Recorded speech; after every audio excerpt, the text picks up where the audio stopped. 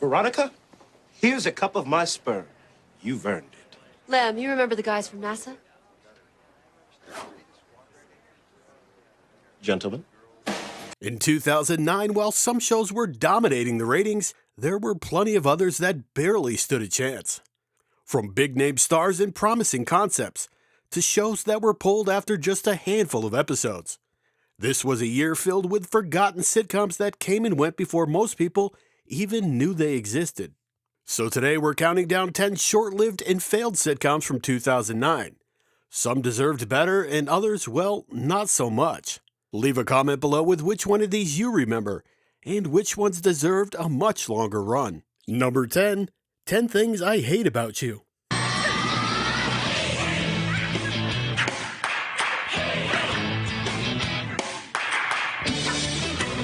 Kicking off the list is the TV adaptation of the 1999 movie of the same name, which itself was loosely based on The Taming of the Shrew. The series brought back Larry Miller, reprising his role as the hilariously overprotective father Walter Stratford. It's the first day of school, so remember the most important thing. Don't get pregnant. Dad! This time around, the story followed the Stratford sisters, played by Lindsay Shaw and Megan Martin, as they navigate the usual chaos of high school life. How do I look? Shallow. Thank you. The supporting cast also included Ethan Peck, Nicholas Braun, and Dana Davis. Big deal. Every girl in the school wants to be me. Ooh, and the guys in show choir. The show premiered on July 7th, 2009 on ABC Family, and actually got off to a strong start, pulling in 1.6 million viewers for its pilot, which at the time set a record for a 30-minute comedy debut on the network. Things looked promising enough that ABC Family ordered 10 more episodes, bringing the season total to 20 episodes. Critics were also surprisingly positive. In fact, Mike Hale from the New York Times even placed the show on his top 10 TV shows of 2009, saying that during the slow summer months, it might have been the best thing on television. Ooh, not quite. But despite the solid reviews and a decent debut, ratings slowly slipped over time, and the show ultimately wasn't renewed for another season. Which is a shame, because the series actually ended on a cliffhanger, leaving fans without any real resolution. Another case of a show that had potential, but just couldn't keep the momentum going. Number 9, Accidentally on Purpose. I can't be anything without you. No, you just need to perk up your nipples.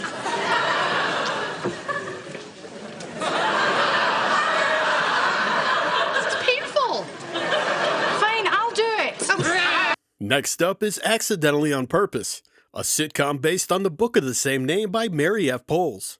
The series starred Jenna Elfman as Billy, a San Francisco movie critic in her 30s, whose life suddenly takes an unexpected turn when she becomes pregnant after a one-night stand with a much younger man named Zach, played by John Foster. But I'm thinking of going home with a guy who may be significantly younger than me, and I just need to know if the situation is empowering or desperate. Is he over 18?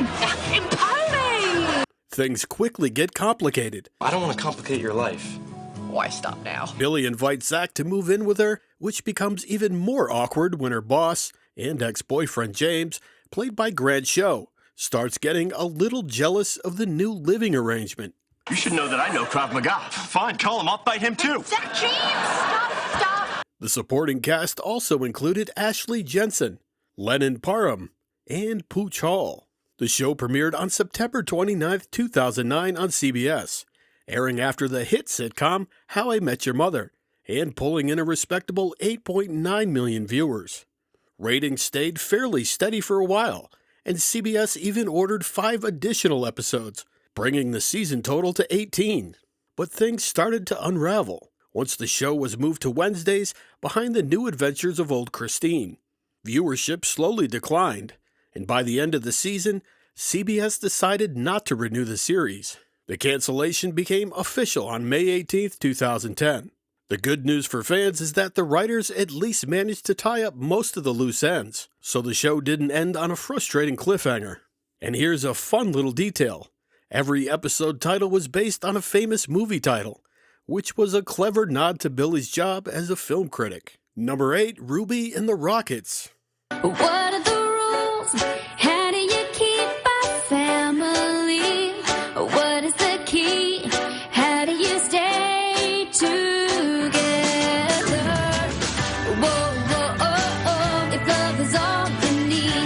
Created by former teen idol Sean Cassidy, along with writer Ed Yeager.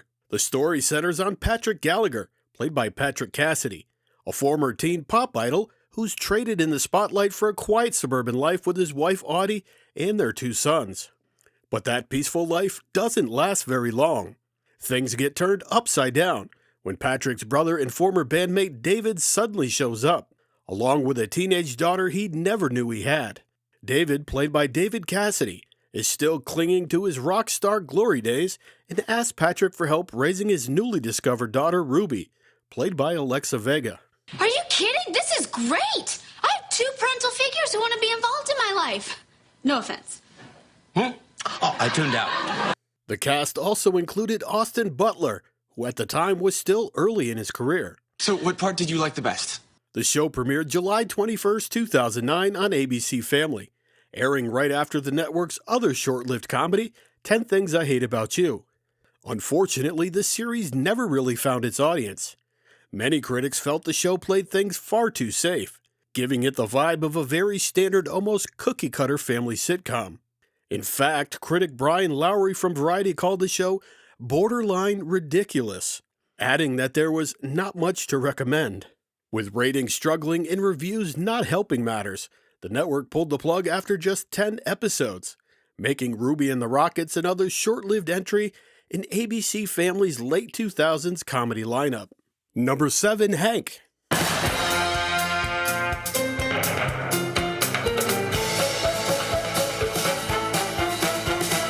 Created by Tucker Crawley, who previously wrote for hit shows like Everybody Loves Raymond, Men of a Certain Age, and Parks and Rec. Originally titled Awesome Hank. Awesome Hank. Awesome Hank. The series starred Kelsey Grammer as Hank Pryor, a high-powered Wall Street executive whose life completely falls apart after he suddenly loses his job. I read about what happened to you in the papers, Mr. Pryor. I'm sorry you lost your everything. That's very kind of you, Tom. Now broke and humbled, Hank is forced to move his family back to their small hometown in Virginia, where he tries to reconnect with his relatives and community he once left behind. Coming in for a hug? Yeah. The supporting cast included Melinda McGraw, Jordan Hinson, Nathan Gamble, and David Koechner. The show premiered September 30th, 2009 on ABC, pulling in a decent 8.3 million viewers for its first episode. But the honeymoon didn't last long. By the second week, viewership had already dropped to 6 million, and after just 5 episodes, ABC decided to cancel the show entirely, leaving another 5 episodes unaired. Reviews were overwhelmingly negative, with many critics saying the show simply wasn't funny enough to justify the premise. But the most surprising twist may have come from Kelsey Grammer himself. According to Grammer, he actually called Warner Brothers television president Peter Roth and asked for the show to be canceled. Grammer reportedly felt the series wasn't working and wasn't worth the long commute from his Malibu home to the Los Angeles studio. So in a rare Hollywood moment, the star of the show basically pulled the plug on his own sitcom. With my head inside my bottom. And just like that, Hank disappeared after only a handful of episodes. Number 6, Sherri.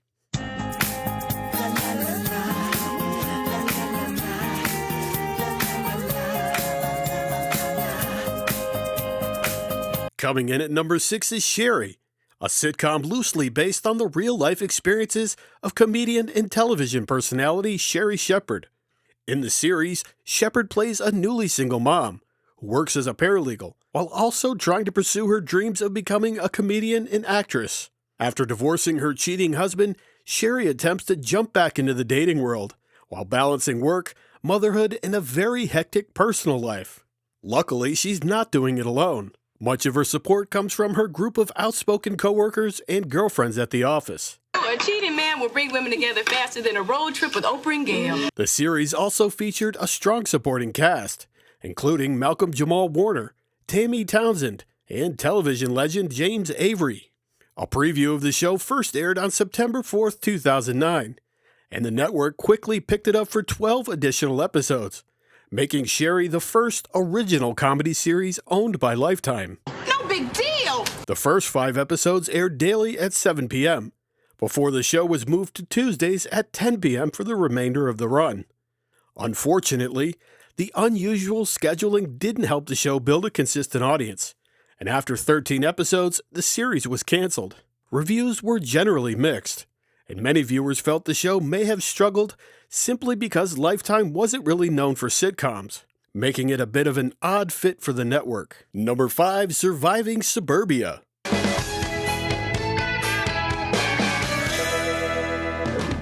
Created by TV writer and producer Kevin Abbott, the series starred Bob Saget as Steve Patterson, a suburban dad living a fairly normal life with his wife Ann, played by Cynthia Stevenson, and their 2 kids Henry and Courtney. Dipper Daddy. Oh, yeah, dip me, honey, dip me. Ow! My back! Things seem normal until their new neighbors move in. What follows is a series of neighborhood mishaps and awkward encounters that slowly turn the Patterson family's quiet suburban life completely upside down. Jim, the drapes are on fire. I'm not falling for that old trick. Since when is there an old drape? But the real drama with this show happened behind the scenes. Originally, Surviving Suburbia was supposed to air on the CW as part of the network's experimental Sunday night programming block with Media Rights Capital. However, the entire block was abruptly canceled before it even launched, leaving the show without a home. Eventually, ABC stepped in and ordered 13 episodes, premiering the series on April 6, 2009, right after Dancing with the Stars. So remember to join us again tomorrow night with the results show of Dancing with the Stars. The pilot actually performed quite well, pulling in 11.2 million viewers. And you know what I love more? A hero. You mean the sandwich, right? But the ratings didn't stay there for long. By the 4th episode, viewership had slipped to 9 million, and things got worse after the network began shuffling the show around the schedule. One episode aired Wednesday at 9:30, where ratings crashed to 2.8 million viewers. Then the show was moved yet again, this time to the dreaded Friday night slot at 8 p.m., where the audience dropped to just 1.8 million viewers. At that point, the writing was pretty much on the wall. My brain knows you're right, but my heart says something different.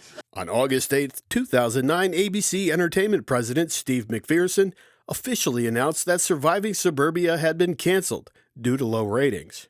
A decent start, but constant schedule changes ultimately doomed this suburban sitcom. Number 4, Roommates. For a friend like Hope. Hope, could you give us a minute? She's gonna tell me what you say, so I might as well hear it for myself. At number 4 is Roommates, a series centered on a group of 20-somethings who decide to move in together after college. The concept was pretty familiar. Basically a younger, toned-down version of Friends. Following a group of young adults navigating relationships, careers, and the awkward transition into real adulthood. The cast included Tamara Mowry, Dorian Brown, and Tommy Dewey. The show was created by British writing duo Robin French and Kieran Quirk, who would later go on to create the BBC comedy Cuckoo in 2012. Roommates premiered March 23, 2009 on ABC Family, airing after the network's popular drama The Secret Life of the American Teenager. Unfortunately, the show struggled right out of the gate. The pilot episode drew 1.5 million viewers, which was less than half of the audience from its lead-in show. Over the next 5 weeks, the ratings continued to slide, and the network quickly lost confidence in the series. ABC Family ended up burning off the remaining 8 episodes over a 2-week period, which is usually a clear sign that the network is ready to move on. Critics weren't exactly kind either, with many pointing to weak performances and uninspired writing as the main reason the show failed to connect with audiences. In the end, Roommates turned out to be another short-lived attempt to capture the magic of Friends, but without the same chemistry or staying power. Number 3, In the Motherhood.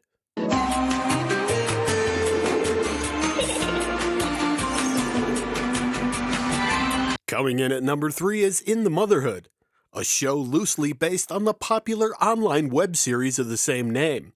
The original web series featured Leah Remini, Jenny McCarthy, and Chelsea Handler, and was inspired by real-life stories submitted by everyday moms. A swan made out of crispy treats. Wow, Mrs. Taylor actually made the same exact thing, but bigger and better. Bitch. When the concept was adapted for television, the cast was completely reworked, with Cheryl Hines, Jessica St. Clair, and Megan Mullally taking over the lead roles. Oh, gosh. Yeah, well, my best vacation was definitely New Orleans. Oh, my God, I flashed so many guys. You know, sometime I want to go there during Mardi Gras. The series followed three mothers with very different parenting styles, each trying to balance work, family, and the constant chaos that comes with raising kids. The supporting cast also included Horatio Sands. Horatio. Can you see me? Of course I can see you! And Ron Rico Lee. Dig for fossils and arrowheads. Okay. Yeah, because you never know who used to live on this very ground. Wasn't it the gay couple with the chow? The show premiered March 26, 2009 on ABC, going head-to-head with the ratings juggernaut American Idol. Despite the tough competition, the pilot still managed to pull in 6.7 million viewers. But the numbers didn't hold. Viewership steadily declined over the next 4 weeks, and by April 30th, 2009, ABC officially announced that the show was being pulled from the schedule, leaving 2 episodes completely unaired. Reviews were generally unfavorable, with many critics comparing it to the original web series and arguing that the concept simply didn't translate well to a traditional television format. Some also felt the show relied too heavily on predictable parenting stereotypes, which ultimately made the series feel more tired than relatable. Number 2, Brothers. At number 2 is Brothers, created by legendary television writer and producer Don Rio, whose resume includes classics like Blossom and My Wife and Kids. The series starred former NFL superstar Michael Strahan, alongside Daryl Mitchell, as 2 estranged brothers forced back into each other's lives. Did you say you miss my presence or you miss my presence? You know, with that lisp, I don't know what the hell you saying. Strahan plays Mike Trainer, a former professional football player whose career suddenly ends, forcing him to return home to Houston and move back in with his family. That means reconnecting with his brother Jill, played by Mitchell, and the 2 siblings couldn't be more different. You know, in high def, your smile look like Stonehenge. Adding to the family dynamic were their parents, played by Carl Weathers and CCH Pounder. The show premiered September 25, 2009 on Fox, airing its first 2 episodes back-to-back, each pulling in a modest 2.7 million viewers. Ratings remained fairly steady over the next couple of weeks, but then the real problem started. Fox started shuffling the show all over the schedule. 1 week it aired on Sunday, then it was moved to Friday, and then back to Sunday again. With that kind of scheduling chaos, viewers had a hard time even figuring out when the show was on. Unsurprisingly, the series was eventually canceled due to low ratings, and Fox quietly burned off the final 4 episodes in December. Oh, please, come on, TV ain't real work. They cut your hair, put makeup on you, and take your picture. That's modeling. Ironically, many of the viewers who did watch the show actually liked it, and some critics argued that the show's biggest problem wasn't the writing or the cast. It was Fox's scheduling decisions that ultimately doomed the series. Number 1, Better Off Ted. Viridian Dynamics. Every day, something we make makes your life better. Usually. Viridian Dynamics. Life better. Taking the number 1 spot is Better Off Ted, a sharp satirical workplace comedy created by Victor Fresco. The series centers on Ted Crisp, played by Jay Harrington, a mid-level executive working for the hilariously unethical megacorporation Viridian Dynamics. And when I say unethical, I mean really unethical. Viridian is the type of company that experiments on its own employees, bends the truth whenever it's convenient, and will stop at absolutely nothing to achieve its corporate goals. Throughout the series, we learn that the company has supposedly influenced presidential elections, created killer pandas, built unstoppable robots, weaponized pumpkins, and may actually be more powerful than the world governments. So yeah, not exactly your average workplace. Based on your DNA, the company is offering you a free, double-clicking, vasectomy. The show also starred Portia de Rossi, Andrea Anders, Jonathan Slavin, and Malcolm Barrett. Better Off Ted premiered March 18, 2009 on ABC, airing after Scrubs. Unfortunately, the ratings weren't great from the start. The pilot pulled in 5.5 million viewers, making it ABC's lowest-rated comedy debut since 2005. And things only got worse from there. Over the following weeks, viewership dropped to as low as 1.8 million viewers. Despite the low ratings, ABC surprisingly renewed the show for a second season, largely thanks to its strong critical acclaim and growing cult following. In fact, many critics felt the second season was even better than the first. But unfortunately, critical praise doesn't always translate into viewers. The show continued to struggle in the ratings, often losing out to massive reality hits like The Biggest Loser and So You Think You Can Dance. On May 13, 2010, ABC officially canceled the series, leaving the final 2 episodes unaired in the United States. Today, Better Off Ted is widely remembered as one of those great shows that arrived at the wrong time. A smart, clever sitcom that unfortunately debuted right when reality television was beginning to completely dominate network TV. And in many ways, its cancellation was a perfect example of how much television had changed in the late 2000s. As always, thanks for watching, and if you've enjoyed this video, please subscribe for more videos just like this.